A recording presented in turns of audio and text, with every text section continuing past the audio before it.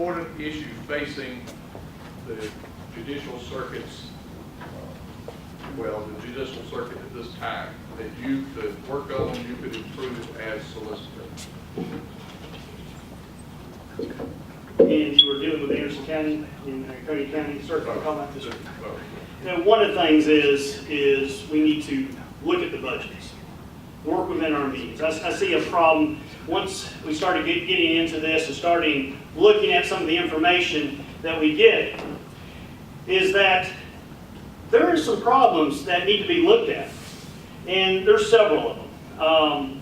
Mr. Wagner had a press conference last week, and basically I was called a quitter in there, and that I left the office in shambles, and that there was low morale. Let me just set the record straight. I resigned. I did not quit.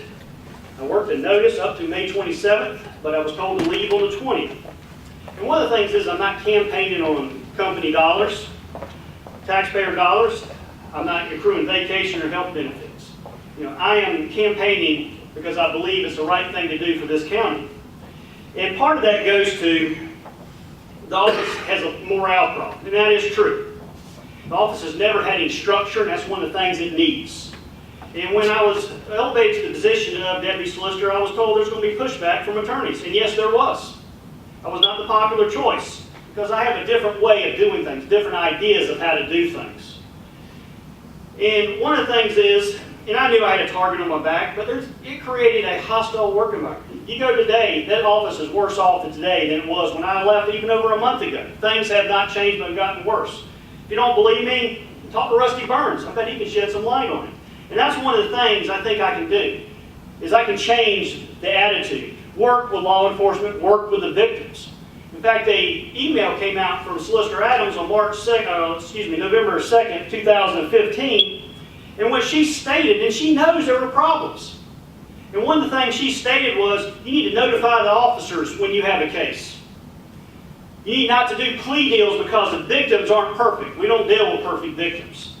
You need not to do a plea deal because the case is getting old. You need to meet with the victims. You need to meet with the officers. And you need, for one thing, to be on time. And she put in quotations, no excuses. So that's one of the things the office has always had a little bit of a problem. And that's one of the things I can bring to this, is I'm going to change that. And that's what I'm running on, to change things. There needs to be some changes. And the same old status quo is not going to get it anymore. I was also told that I ran out on the victims. Let me make one thing straight. I didn't run out on anybody. In fact, I put my life, my career, my family, everything on hold for this position. And that's what I'm running on. And one of the things is when I left, a memo came out immediately, and they said they were going to split my cases up. Today, you know where those cases are? Exact same place I left them. The office isn't concerned about going through and making sure those victims, those officers are taken care of. And that's a problem. Those cases are still sitting there right now. And one other thing that goes along with that, a lot of things is, hey, we're here to work with law enforcement. We're going to do a great job. This week, there is a general sessions term of court that has been scheduled since last fall. Guess what? A memo came out last week. They're canceling Wednesday and Thursday. You think Anderson County all of a sudden has no victims, no crime, no people in jail to take care of? Why are we canceling court right before a runoff?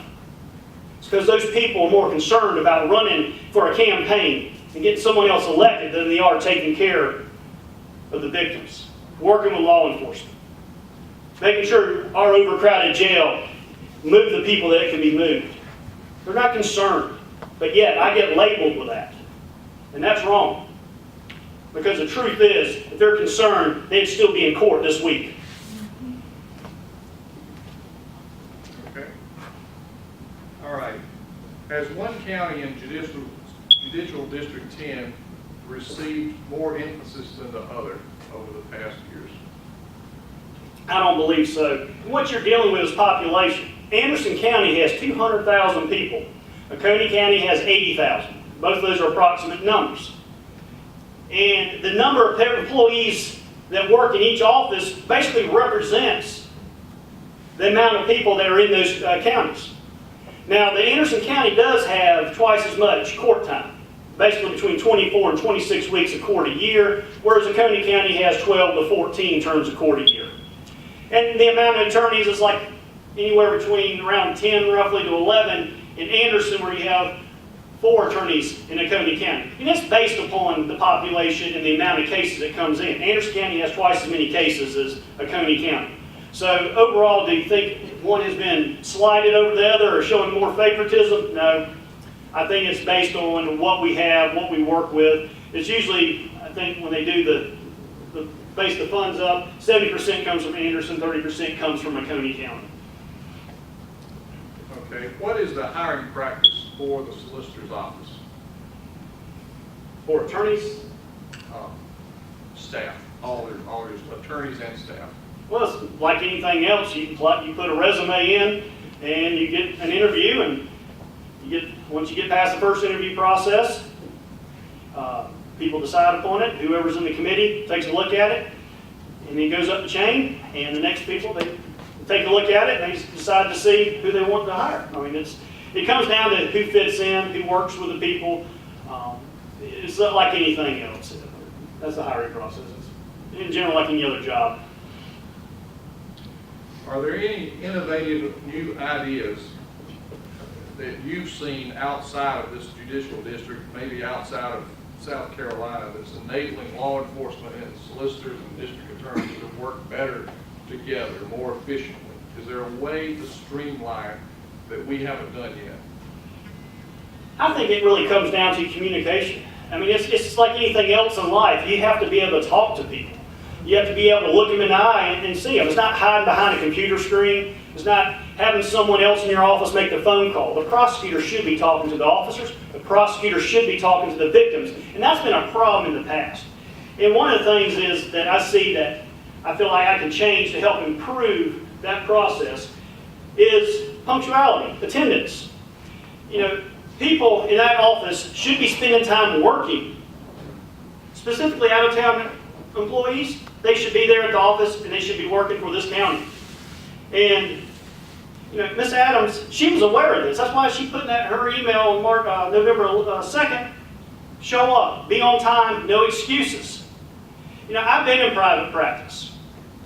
I haven't been on the government dole for 25 years. I have not sit there and say, oh, will the government just spend? No.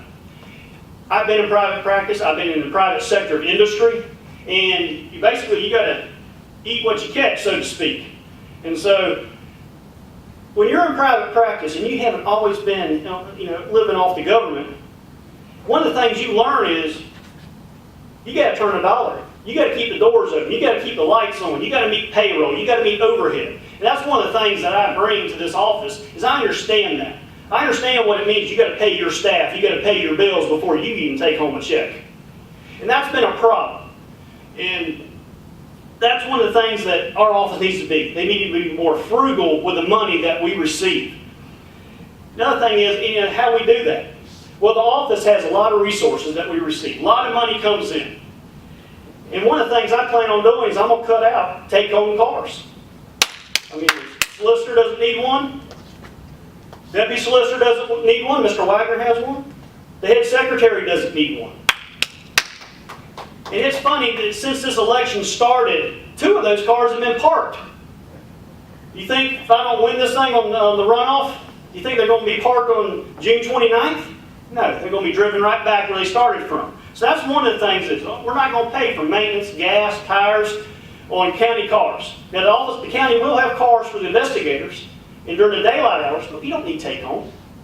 You know, one of the other things is using resources that we have. We had a computer system called PCMS that was provided by the state. But our office went out and purchased another one called PBK because they weren't happy with it. So now we're paying for a system using taxpayer funds and dollars that we don't need to spend on a system that we already had that worked. And see, there's a problem. That's one of the areas that the office needs to work within our means, and work within our limits to help provide the taxpayers and give them back the benefits and service they deserve. I mean, that's what we all want. And one of the things is when this has started out, and I didn't have any idea what was going on in the money situation. And one of the things I found was, there's been some abuse, I would say, on how money is spent. And one of the things is, we pay a political consultant and a public relations group. Since 2005, $3,118.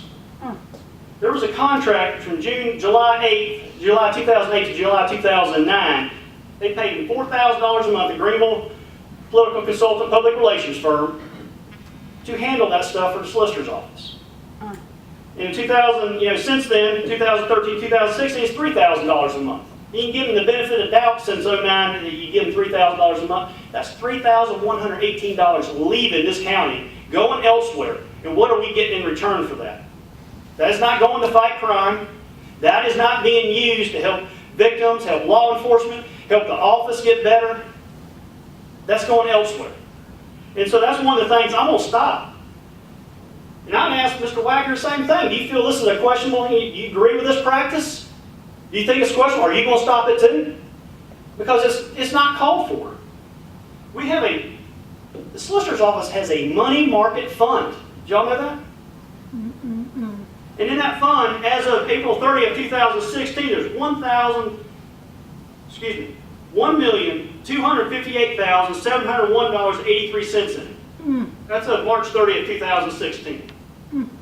I don't know where that money came from. Did it come from the state? Did it come from the county? What's it there for? What's it being used for? There's no documentation regarding it. But I do know one thing. Whoever's handling it, as the Wagner Financial Group over in Greenville, got $3,131 out of it as a fee for that month.